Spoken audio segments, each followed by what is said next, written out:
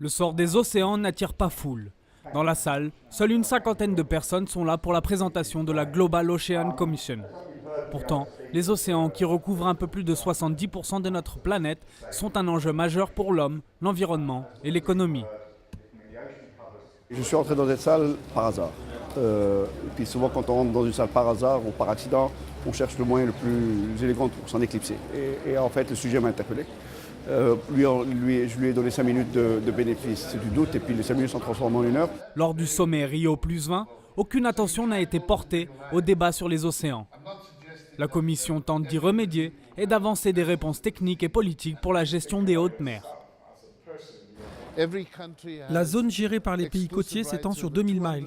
C'est au-delà de ce point qu'il n'y a aucune règle. Ces zones ne sont sous la responsabilité de personne.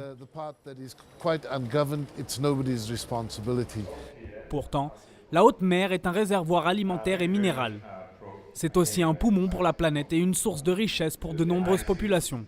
Pour veiller sur ces océans, 20 commissaires ont été nommés à travers le monde, dont 2 sont africains, Obiageli Obi Ezekwesili et Emmanuel Trevor.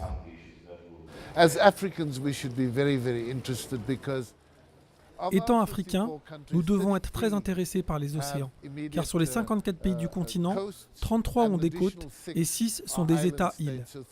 Une importante partie de la population de ces 39 pays compte sur la mer pour vivre. Ces populations sont directement affectées par la qualité des écosystèmes et pénalisées par la pêche illicite, des incidences si importantes que l'avenir des océans ne devrait pas tarder à faire du bruit.